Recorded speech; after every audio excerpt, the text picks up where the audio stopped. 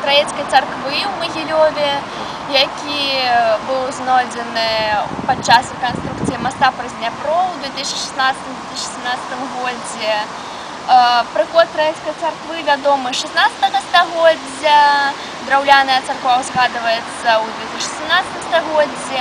У 1792 годзе здесь была заснавана каменная царква. Знішчана Троецкая царква была ў 1950-х гады падчас савецкай улады.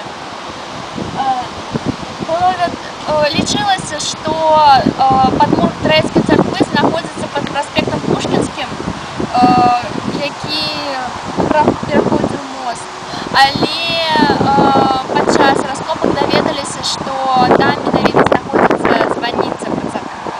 І зараз мы можам пабачыць гэтыя раскопкі.